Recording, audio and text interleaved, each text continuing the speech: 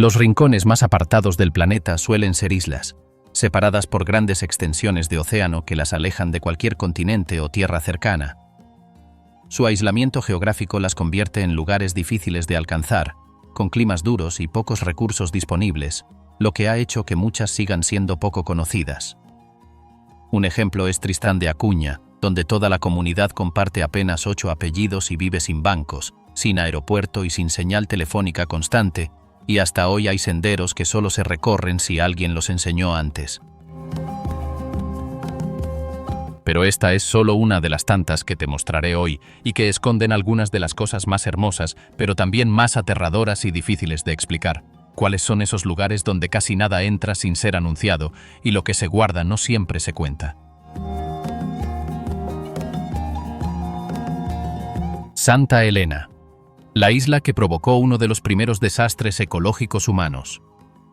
Durante más de 4 siglos, la isla de Santa Elena fue explotada sin descanso, lo que dejó cicatrices profundas en su terreno y provocó una degradación severa conocida hoy como los Crown Wastes.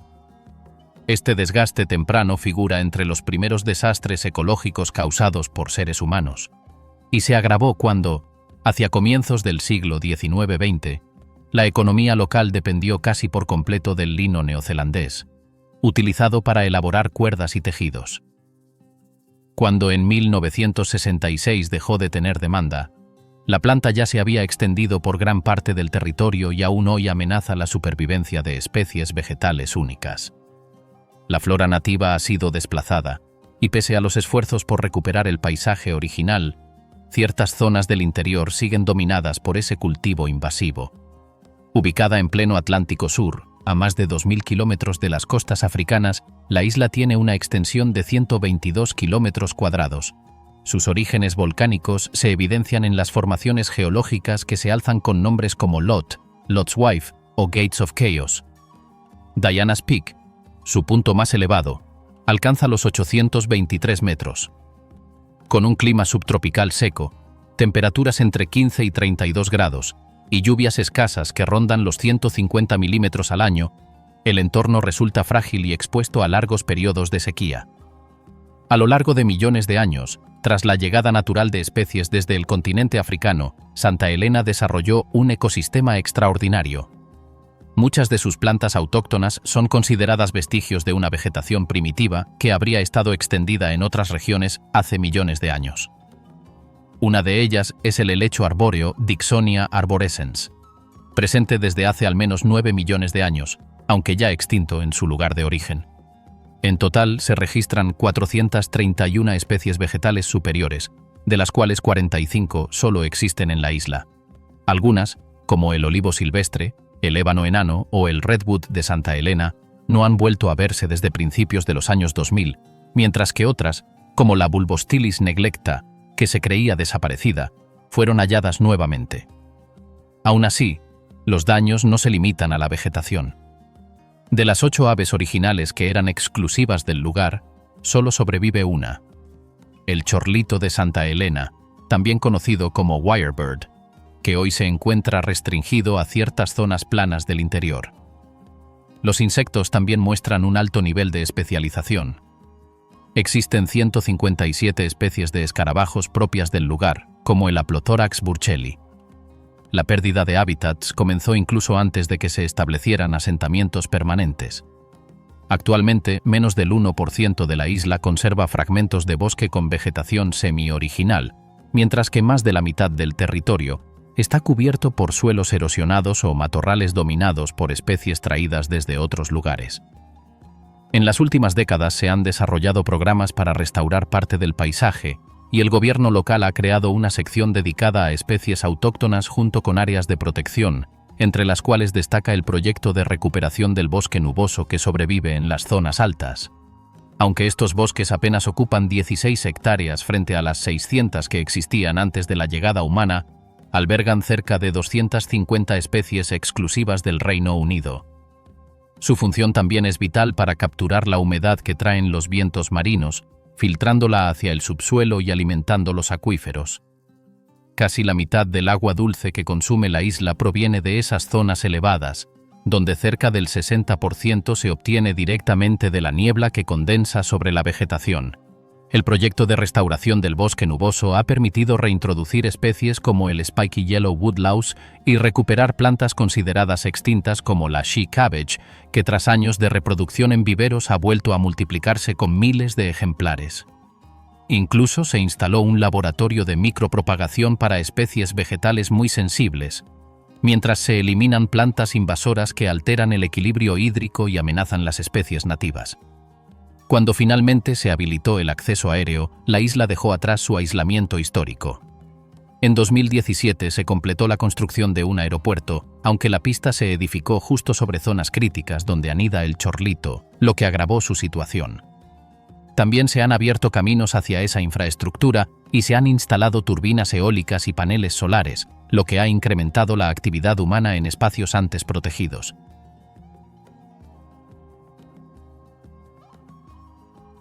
Socotra bajo velo negro. Transformaciones impuestas y costumbres que resisten. Socotra permanece al margen del continente, en un rincón del Océano Índico donde su aislamiento le permitió conservar una identidad irrepetible. Durante siglos, la isla fue gobernada por clanes locales y jefes tribales que impusieron sus propias normas, sin grandes interferencias externas. A pesar de haber pasado brevemente por manos portuguesas, otomanas y británicas, conservó su lengua oral, su forma de vida y sus creencias ancladas en una visión particular del mundo. Los cerca de 70.000 habitantes actuales se reparten entre la capital costera, Jadibo, pueblos del interior montañoso y aldeas pesqueras, donde crían ganado, cultivan dátiles y capturan peces en pequeñas embarcaciones. La lengua socotrí, que no tiene forma escrita, se transmite en cantos, cuentos y versos, mientras que el Islam suní predomina sin desplazar costumbres anteriores. Las formas de vivir en Socotra están marcadas por una cotidianidad austera y comunitaria. Las mujeres visten túnicas coloridas y los hombres usan faldones con el torso cubierto por pañuelos. Las viviendas, según el entorno, combinan materiales naturales o bloques de hormigón. El conocimiento sobre plantas, resinas y remedios caseros sigue vigente en muchas zonas, donde curanderos locales tratan dolencias con aloe, sangre de dragón y barro blanco. Esta sabiduría forma parte de una cosmovisión que vincula salud, tierra y tradición. Las bodas congregan a pueblos enteros con comidas, poesía improvisada y danzas circulares. La música, basada en percusión y repeticiones vocales, marca momentos clave del ciclo vital. Sin embargo, la isla entró en una fase de transformación acelerada desde que fue incorporada a Yemen del Sur en 1967, luego unificada con el norte en 1975-1990. La apertura del aeropuerto en 1999, la declaración como Patrimonio de la Humanidad en 2008 y los primeros proyectos internacionales atrajeron inversión, turismo y discursos externos sobre conservación, género y desarrollo. También llegaron nuevos códigos morales traídos por predicadores salafistas que promovieron normas más rígidas sobre el comportamiento femenino, la vestimenta y los vínculos sociales. Las mujeres pasaron de vestir vestidos tradicionales a cubrirse con abayas negras inspiradas en modelos del Golfo. Se desaconsejaron las celebraciones mixtas y la poesía compartida. Mientras tanto, algunos hombres empezaron a trabajar como guías turísticos, choferes o cocineros para extranjeros, accediendo a idiomas, ingresos y experiencias negadas a sus hermanas o esposas. En las zonas rurales, proyectos como los jardines domésticos o las cooperativas de mujeres fueron promovidos por agencias internacionales. Se asumía que las mujeres querían capacitarse, formar asociaciones y producir artesanías para vender a los turistas. Sin embargo, muchas de ellas no veían utilidad en estos cursos ni tenían tiempo para asistir. Sus responsabilidades diarias incluían criar hijos, cuidar animales, cocinar, acarrear agua y ordeñar. A menudo, pedían materiales concretos como cercas para proteger sus huertos en lugar de clases repetitivas sobre agricultura. En algunos casos, los centros comunitarios construidos para ellas quedaron vacíos o cerrados con candado, sin actividades ni objetivos claros. Una práctica común como la lactancia cruzada, por la cual una mujer amamanta hijos ajenos creando lazos familiares adicionales, empezó a ser cuestionada por algunos predicadores. Aunque era una costumbre extendida, útil y afectiva, comenzaron a circular rumores sobre sus peligros, incluso relatos de incestos involuntarios entre hermanos de leche. Algunas mujeres dejaron de hacerlo, otras exigían beneficios materiales a cambio de alimentar niños ajenos. La presión religiosa también afectó el uso de medios de comunicación. En 2005, una imagen alterada de una escultura australiana circuló como advertencia. Mostraba a una niña supuestamente transformada en criatura por irrespetar el Corán. El mensaje apuntaba directamente al control de la conducta femenina. A pesar de estas presiones, muchos habitantes siguieron priorizando los lazos familiares sobre los ideales externos. Las mujeres tomaban decisiones considerando a sus clanes, a sus hijos y a las necesidades prácticas del día. Los proyectos que las aislaban como grupo de mujeres, sin reconocer sus conexiones con la estructura familiar, tendían a fracasar. Lo mismo ocurría con las iniciativas que asumían que todas deseaban una sala de reuniones, una fábrica o un espacio propio para organizarse, cuando en realidad preferían compartir tiempo en sus casas o buscar soluciones inmediatas a necesidades cotidianas. Para muchas, la autonomía no significaba separación, sino participación dentro de su red de vínculos.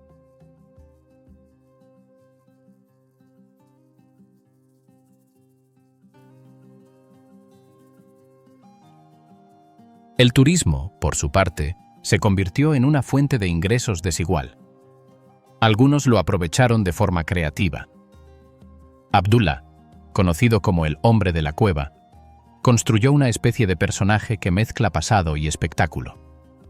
Vive entre su cueva en Detuaj y su casa en Calansia, donde recibe turistas, les prepara pescado con las manos desnudas y les cuenta historias a cambio de propinas. Aunque representa una versión idealizada del habitante primitivo, ha conseguido usarla como medio de sustento sin renunciar del todo a su vida personal. Mientras tanto, otros habitantes sienten que los extranjeros disfrutan del paisaje pero apenas interactúan con la cultura local. Las rutas turísticas se limitan a los mismos sitios y los beneficios no siempre llegan a las comunidades. La presencia emiratí desde 2015, tras los ciclones que arrasaron parte de la isla, profundizó los cambios. La Fundación Califa construyó hospitales, escuelas y carreteras, pero también controla el suministro de combustible, las telecomunicaciones y parte del ejército local. Aunque la infraestructura mejoró, los precios subieron y la dependencia externa aumentó. A su vez, la influencia emiratí ha promovido una modernidad religiosa con impacto en el estilo de vida, el idioma socotrí y la organización tradicional. Algunos jóvenes se sienten alejados de sus raíces, mientras que otros se adaptan a las nuevas oportunidades. En las aldeas, las sequías recientes han puesto en riesgo los cultivos, los manantiales y la flora endémica. Proyectos comunitarios como viveros de incienso o dragos enfrentan la falta de fondos, de cercas o de herramientas básicas. A menudo, los visitantes internacionales repiten estudios previos sin dejar resultados duraderos. Las comunidades piden ayuda concreta, pero reciben capacitaciones, evaluaciones y poco más. Algunos habitantes reclaman que el dinero invertido en oficinas vacías podría haberse usado para clases de salud o materiales útiles. A pesar de todo, el tejido comunitario no se ha roto. En las lluvias escasas, en los huertos compartidos y en las resistencias silenciosas, sigue latiendo una forma de vida que se adapta sin ceder del todo. Lo que para algunos es atraso, para otros es refugio. Y aunque las banderas cambien y los turistas pasen, Socotra sigue encontrando formas de narrarse a sí misma, con sus palabras, sus silencios y sus decisiones cotidianas.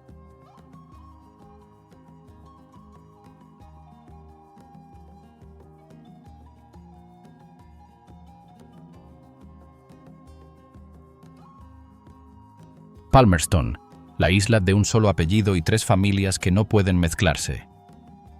La isla Palmerston emerge como un fragmento remoto del Pacífico Sur, un territorio diminuto que vive aún al margen del turismo masivo y de las comodidades completas del mundo exterior. Está comprendida dentro de las Islas Cook, pero su modo de vida se resiste a copiar modelos ajenos, conservando una autosuficiencia ancestral que sorprende a quien la visita. Sobre esta franja de tierra rodeada de arrecifes, palmeras y motu dispersos, cada habitante hereda un legado familiar que empieza con un carpintero inglés y sus mujeres polinesias. William Masters, nacido en Inglaterra bajo el apellido Masters, llegó al atolón en la década de 1860, acompañado de 2 mujeres polinesias de Manuae. Poco después tomó una tercera esposa. Con ellas sembró cocos, crió familias y dividió la isla en 3 dominios familiares, uno para cada esposa, cuyas descendencias aún definen la estructura social local. Sus hijos, nietos y sobrinos siguen viviendo allí, cuidando palmas, pescando, construyendo barcos, administrándose en comunidad.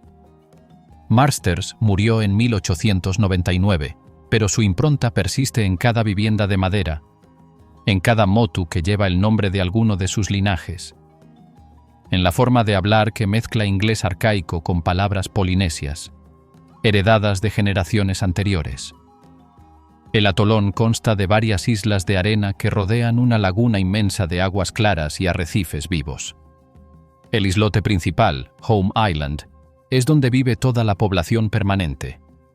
Hay motu vecinos sin habitantes, utilizados para actividades agrícolas, pesca, para recolectar cocos o como zonas de descanso, pero sin espacios de comercio formal ni bancos. El terreno emergido no supera aproximadamente 1 milla cuadrada y todo lo que no crece en la tierra, como la mayoría del agua potable, depende de capturar la lluvia. En techos inclinados de zinc o chapa y bajo cobertizos se recolectan aljibes, depósitos y tanques que almacenan agua de los aguaceros. En épocas secas, cuando la lluvia escasea, se usa el agua subterránea disponible, aunque limitada, con gran cuidado. La vida diaria gira alrededor del mar. Las redes, los peces, los cangrejos y las conchas componen la dieta dominante. Los cultivos como taro, batata, breadfruit y algunos vegetales complementan lo marino, aunque la fertilidad del suelo es baja, empobrecida por la falta de materia orgánica abundante. El cocotero reina en los paisajes, ofreciendo alimento, material para techos, combustible para fuego y sombra para las casas. No hay tiendas como las de otras islas. Los artículos importados llegan en barcos de carga pocas veces al año. Arroz, azúcar, herramientas, ropa son cosas que se compran de vez en cuando, no cotidianamente. También hay electricidad, gracias a paneles solares y generadores, aunque su uso está limitado. Se enciende para ciertas horas del día y la noche. La comunicación moderna existe, con internet satelital o telefonía, pero es intermitente, costosa y valorada como un lujo cuando funciona. No hay aeropuerto, solo pequeños embarcaderos que permiten el desembarque desde barcos pequeños cuando la marea y el clima lo permiten. Cada residente cumple múltiples roles: pescador, jardinero, carpintero, reparador de embarcaciones, cocinero, profesor, enfermero ocasional. La comunidad está dividida en 3 ramas familiares, correspondientes a las esposas originales de Masters, que se reparten el terreno y participan en el gobierno local rotando encabezamientos. No se permite el matrimonio dentro de la misma rama. Los cuentos y genealogías se recitan en las sobremesas, en los ritos familiares, para que cada quien sepa quién es hijo de quién y a qué rama pertenece. El idioma cotidiano es inglés con influencias polinesias. Muchas de las palabras antiguas perduran en los nombres de motu, de sitios, de personas. La cultura oral, los cantos, los relatos de tormentas, los nombres de arrecifes o playas, el humor compartido, todo ello mantiene vivo un sentido de pertenencia profundo. Cuando arrecian los ciclones, cuando el viento arrastra el agua salada, la comunidad se reúne para asegurar las casas, los techos, las puertas, las maderas sueltas. Las lluvias abundantes son recibidas con gratitud, porque cada gota que cae puede ser la diferencia entre días con agua segura o racionamientos largos. En las celebraciones religiosas y en los domingos de iglesia se repite una mezcla: himnos, oraciones, lecturas, acompañadas por guitarras o tambores improvisados, por risas y por historias de barcos antiguos. No hay iglesias grandes, pero el fervor existe. Los domingos son día de descanso. Los adultos cocinan juntos, los niños corretean, se tejen redes, se pliegan hamacas, se pintan casas, se reparan embarcaderos.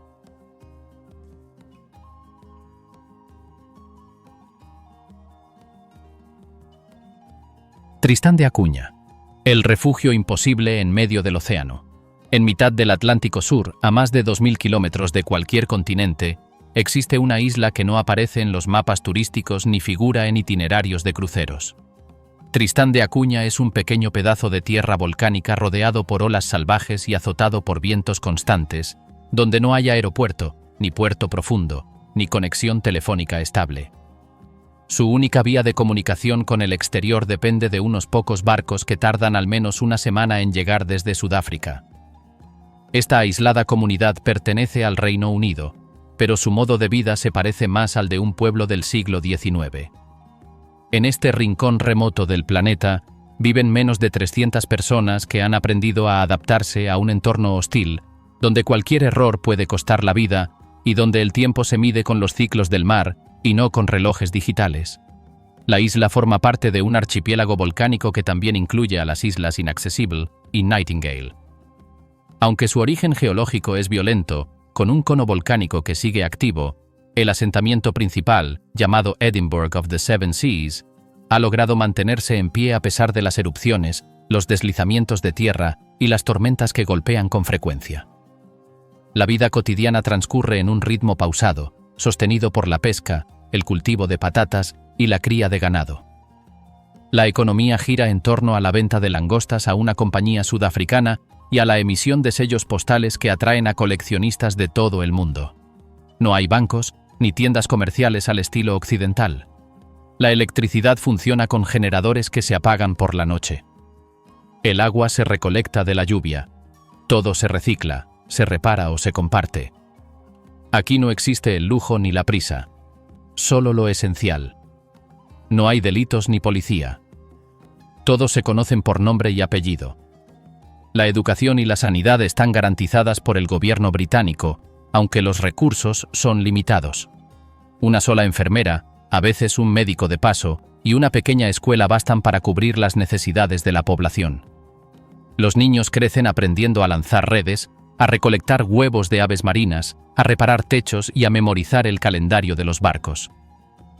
Las enfermedades graves o accidentes requieren evacuación en barco, lo que implica varios días de espera en condiciones impredecibles. No existe turismo convencional. Solo algunos científicos o viajeros extremos logran acceder mediante permisos especiales. Pero los pocos que lo logran descubren un mundo que parece fuera del tiempo, sin anuncios, sin coches privados, sin supermercados, sin Wi-Fi. Los orígenes de esta comunidad se remontan al siglo XIX, cuando unos pocos colonos británicos se establecieron en la isla tras abandonos militares. Con el paso del tiempo, las familias crecieron, se mezclaron y formaron un tejido social sólido basado en la colaboración. Solo 8 apellidos existen en la isla: Lavarello, Green, Rogers, Repetto, Hagan, Swain, Glass y Patterson. Todos los habitantes actuales descienden de esos linajes originales. Las decisiones se toman en asamblea. La ayuda mutua es norma. No hay propiedad privada de la tierra.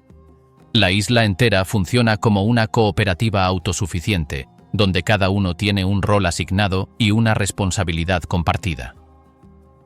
La fauna marina alrededor de Tristán es extraordinaria. Sus aguas forman parte de una de las reservas marinas más grandes del planeta. Ballenas, delfines, pingüinos y albatros conviven en un ecosistema que se ha mantenido relativamente intacto gracias al aislamiento extremo. Sin embargo, los efectos del cambio climático, la pesca industrial en aguas distantes y la amenaza de especies invasoras siguen siendo preocupaciones constantes. En 2020, el gobierno británico declaró el entorno marino de Tristán de Acuña como área de protección total, cerrando más de 700.000 kilómetros cuadrados a la pesca comercial. Fue un paso histórico que convirtió a la comunidad isleña en un referente mundial de conservación voluntaria. En 1961, una erupción volcánica obligó a evacuar toda la población hacia Inglaterra. Durante 2 años vivieron en una base militar adaptada cerca de Southampton. Pero el intento de integración fue un fracaso. Los isleños no se acostumbraron al ruido, al clima, ni al estilo de vida urbano. En 1963, contra todo pronóstico, la mayoría decidió regresar y reconstruir su aldea desde cero. Esa experiencia reforzó su identidad como pueblo y consolidó la idea de que Tristán no es solo un lugar, sino una forma de vivir. Desde entonces, las generaciones han transmitido ese sentido de pertenencia y resistencia frente a todas las adversidades.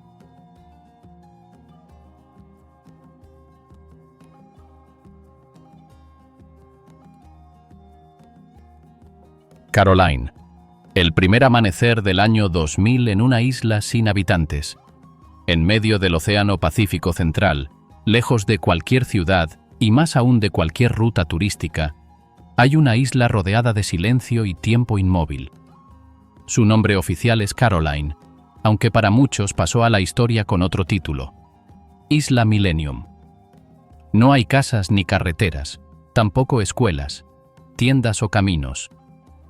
Lo que existe allí son palmeras, aves que anidan en la arena, y una laguna que refleja el cielo como si el mundo no hubiera comenzado aún.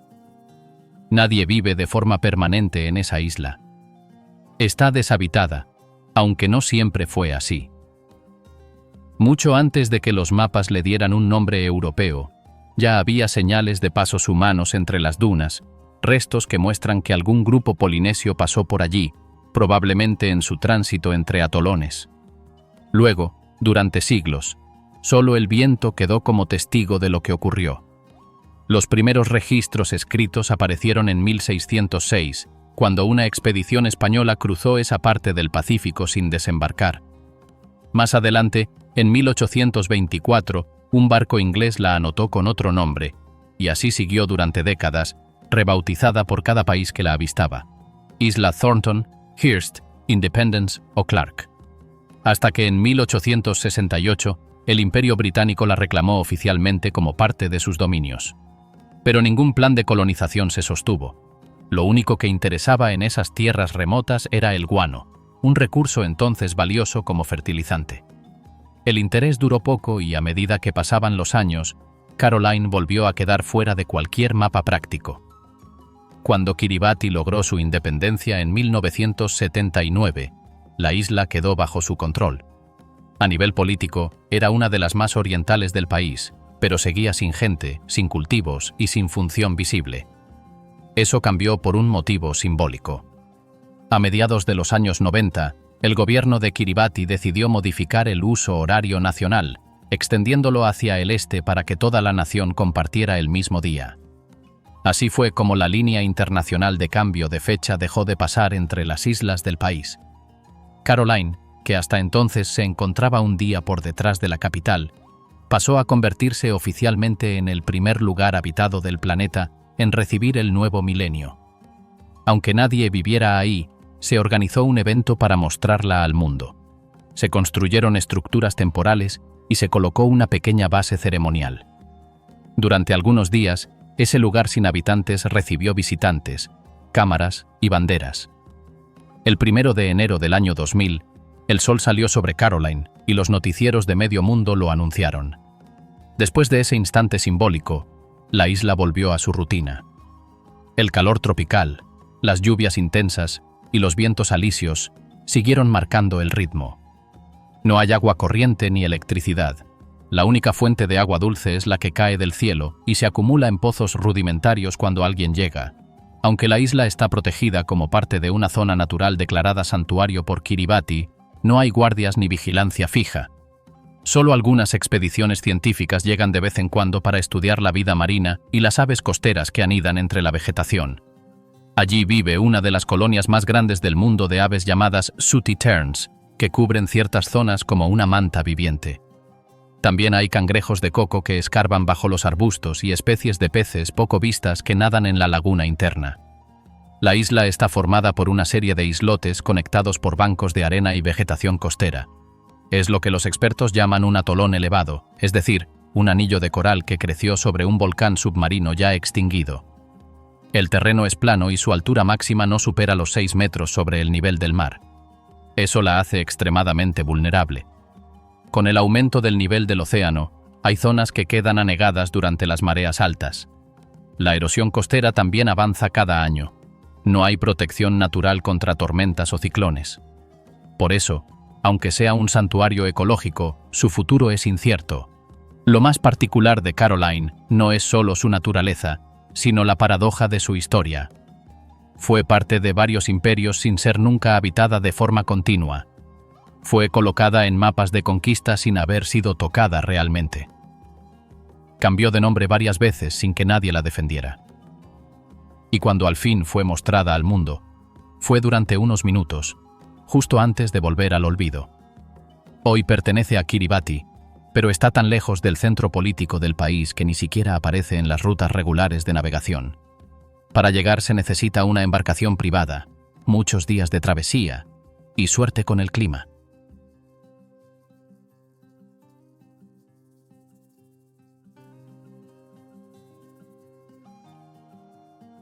Palawan, el último refugio natural del sudeste asiático.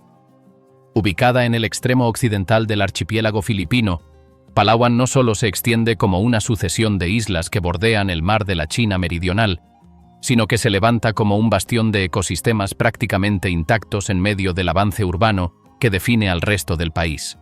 Conformada por más de 1.700 islas y una costa que supera los 2.000 kilómetros, esta provincia insular concentra el 39% de las especies vertebradas del país, incluyendo aves, mamíferos y reptiles, muchos de los cuales no existen en ninguna otra parte del mundo. La vegetación que cubre buena parte de Palawan es la más extensa de Filipinas. Sus bosques terrestres y manglares suman casi 700.000 hectáreas, lo que representa el 10% de toda la cobertura forestal nacional. Estos entornos sirven como refugio a una flora exuberante, nutren humedales esenciales y alimentan una cadena alimenticia que sostiene desde pequeños anfibios hasta grandes depredadores marinos. Dos lugares han alcanzado reconocimiento mundial: el Parque Natural de los Arrecifes de Tuba Taja y el Parque Nacional del Río Subterráneo de Puerto Princesa, ambos declarados Patrimonio Mundial por la UNESCO y protegidos como humedales de interés internacional. A pesar del crecimiento turístico, gran parte de los habitantes de Palawan siguen dependiendo de la agricultura y la pesca artesanal. Cultivan arroz, maíz, anacardos, cocos y mangos, mientras que sus aguas aportan la mayor parte del pescado que abastece a la capital. La extracción de algas marinas también se ha convertido en una fuente clave de ingresos. Sin embargo, el avance del turismo y de las industrias extractivas ha provocado tensiones. El aumento de la infraestructura ha reducido la superficie boscosa, especialmente en las zonas clasificadas como protegidas. Entre 2005 y 2010 se perdieron más de 40.000 hectáreas de bosque. La minera, centrada principalmente en la extracción de níquel, afecta no solo al suelo, sino también a territorios reclamados por comunidades indígenas como los Tacbanua y los Palawan. En respuesta, se han establecido nuevas zonas protegidas que hoy cubren una quinta parte del territorio de Palawan. El plan ambiental que rige la isla desde hace más de 20 años exige un desarrollo que sea ecológicamente viable y que respete tanto la biodiversidad como la vida de sus pobladores. Medidas como la prohibición total de tala comercial, la protección de las cuencas hidrográficas y la creación de áreas de investigación ecológica buscan contener el deterioro ambiental. Uno de los puntos más emblemáticos de Palawan es el Parque Nacional del Río Subterráneo, que atraviesa un sistema de cavernas calizas antes de desembocar directamente en el mar. El recorrido navegable cubre más de 8 kilómetros y atraviesa una zona de mezcla de aguas dulces y saladas sujeta a las mareas. La navegación por esta cueva permite ver columnas de roca, formaciones goteantes y salones de decenas de metros de alto, todo ello sin interferencia artificial. Lo que distingue a este parque no es solo su belleza geológica, sino que en sus laderas se conserva uno de los últimos tramos intactos de selva tropical primaria de toda Asia. La administración del parque, delegada al gobierno local de Puerto Princesa, ha logrado imponer límites estrictos. Solo se permite la entrada de 600 visitantes diarios y la mayoría de las embarcaciones están en manos de habitantes de la zona. Más del 80% de quienes trabajan en el parque provienen de las comunidades cercanas. El crecimiento del ecoturismo ha transformado el sustento local. Donde antes predominaban la pesca y la agricultura, hoy abundan puestos como guías, remeros, cocineros o encargados de alojamientos. Muchos pobladores reconvertidos abandonaron oficios tradicionales para emplearse en actividades asociadas al turismo. Según encuestas realizadas en Sabang, el pueblo más cercano al parque, el ingreso promedio ha aumentado, aunque la dependencia del turismo también ha generado vulnerabilidades. La conciencia ambiental entre los residentes ha crecido a medida que se intensificaron los programas educativos y las restricciones. Se organizan jornadas de limpieza, ferias ambientales en las escuelas y se aplican normas estrictas sobre residuos y uso del suelo. Sin embargo, la conciencia no siempre implica acción voluntaria. Muchos solo participan en actividades de conservación cuando son convocados por las autoridades. La protección del entorno natural está profundamente ligada a la estabilidad económica. Las familias reconocen que su fuente de ingresos depende de mantener en buen estado el lugar que atrae a los visitantes, aunque persiste la tensión entre preservar el medio ambiente y ampliar las oportunidades económicas.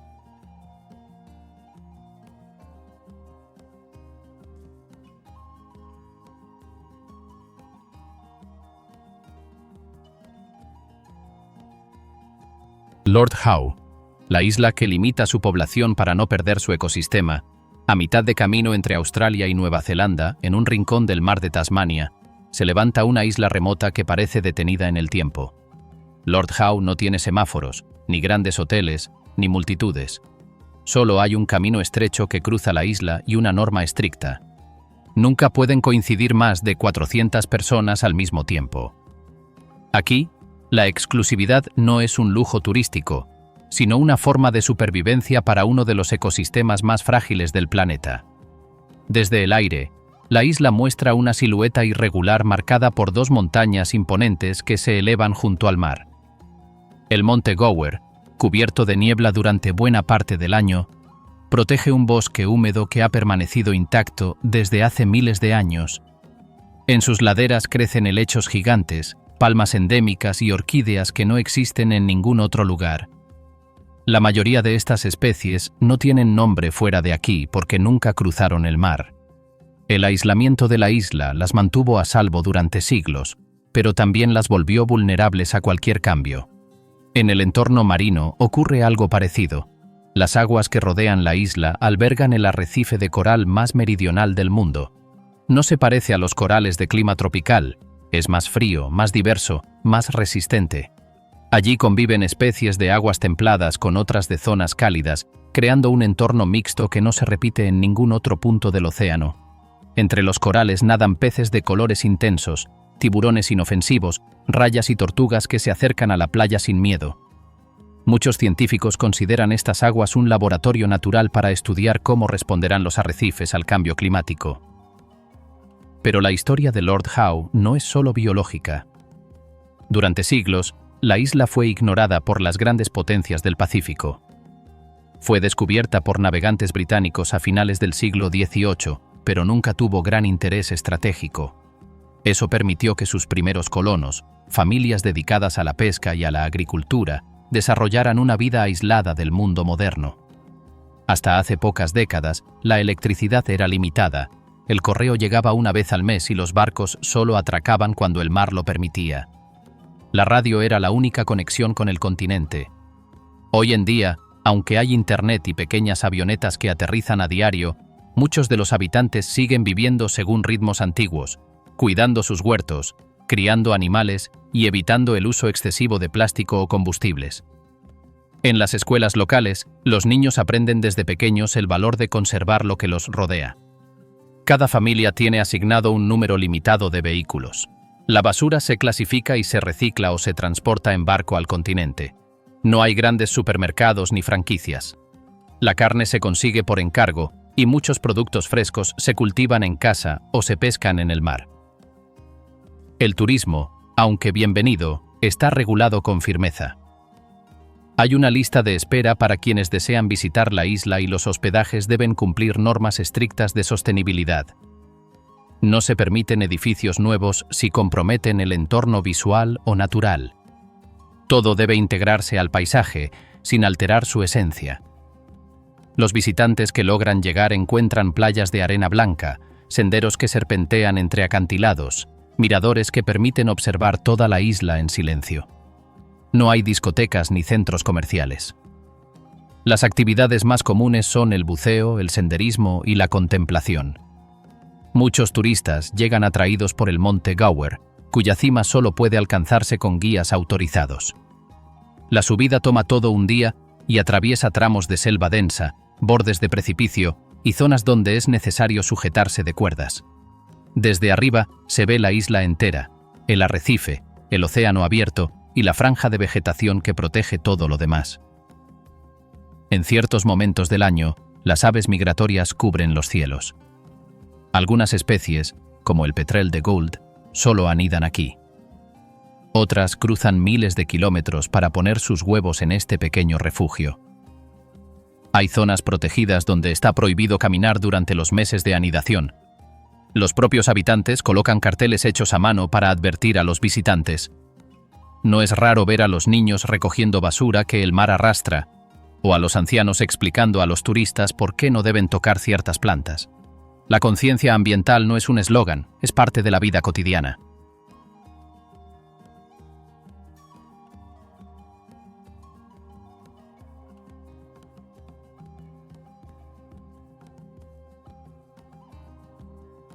El archipiélago olvidado. Así, sobreviven las islas salvajes, sin ser tragadas por el mar. Separadas del bullicio turístico de Madeira y ajenas al ritmo continental, las islas salvajes permanecen fuera del radar, perdidas en medio del Atlántico Norte como si fueran apenas un susurro geográfico. A simple vista, parecen fragmentos rocosos abandonados entre la bruma oceánica. Pero a medida que uno se acerca, lo que emerge no es una tierra vacía, sino un bastión de resistencia natural. Sin presencia humana estable, sin infraestructura, sin caminos ni puertos artificiales, este pequeño archipiélago se mantiene intacto porque ha sido cuidadosamente excluido del mundo moderno.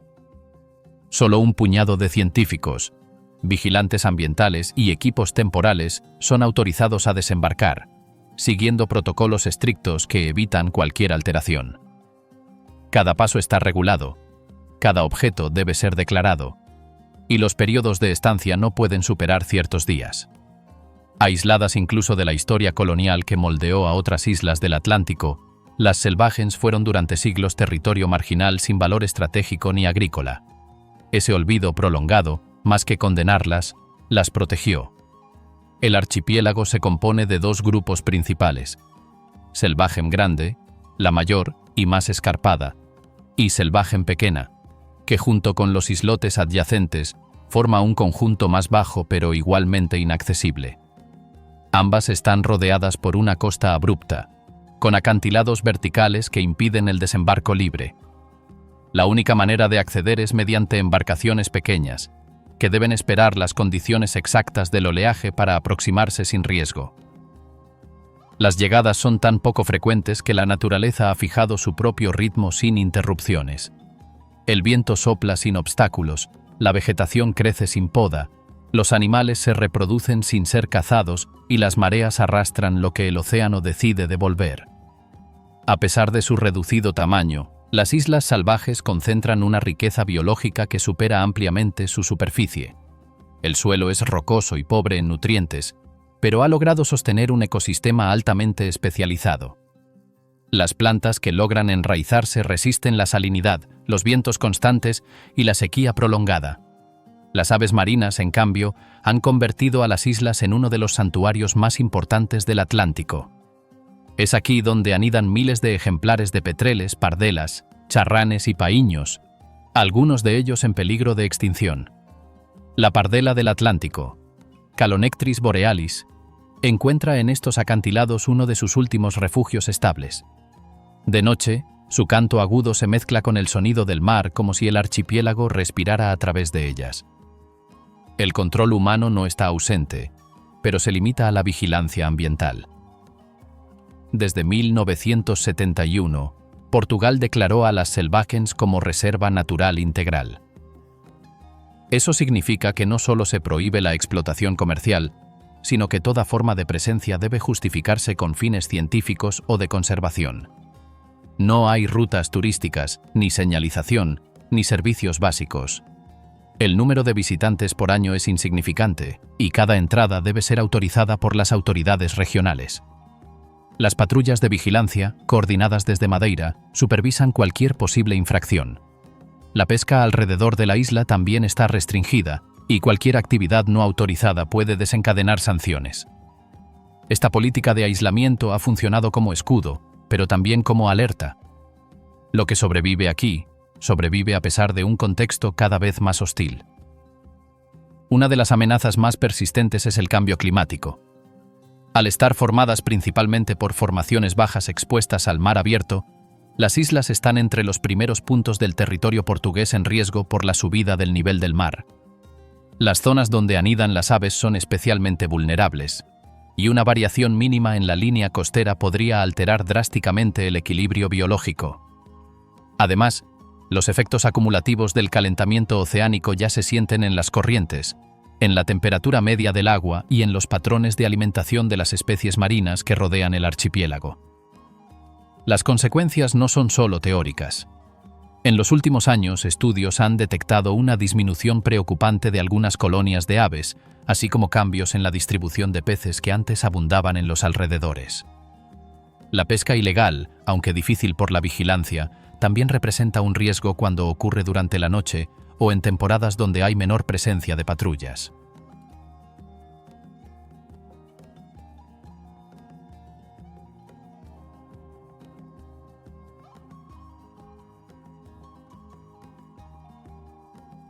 El mar que rodea las islas es tan importante como la superficie que pisan los investigadores. Las aguas que circundan las Selvagens son hábitat de tortugas marinas, tiburones, atunes y numerosas especies endémicas. Se han documentado poblaciones estables de tortuga boba, careta careta, así como visitas frecuentes de cetáceos. Los arrecifes, aunque no comparables en extensión a los tropicales, poseen comunidades coralinas singulares adaptadas a temperaturas templadas. Aquí, cada organismo marino forma parte de una red frágil donde el equilibrio depende de una combinación exacta de aislamiento, protección y tiempo. Un barco fondeado fuera de los límites marcados puede provocar un daño irreversible en menos de una hora. Por eso, las regulaciones incluyen no solo la superficie terrestre, sino todo el perímetro marino declarado como reserva parcial o total según las zonas. Aunque no existe una cultura humana nativa en las Selvagens, el esfuerzo por mantenerlas intactas ha generado una forma de presencia humana singular. Los guardias ambientales que rotan cada cierto tiempo viven en condiciones mínimas, con acceso limitado a agua dulce, electricidad generada por paneles solares y víveres transportados esporádicamente desde Madeira. Su vida en la isla es casi monástica.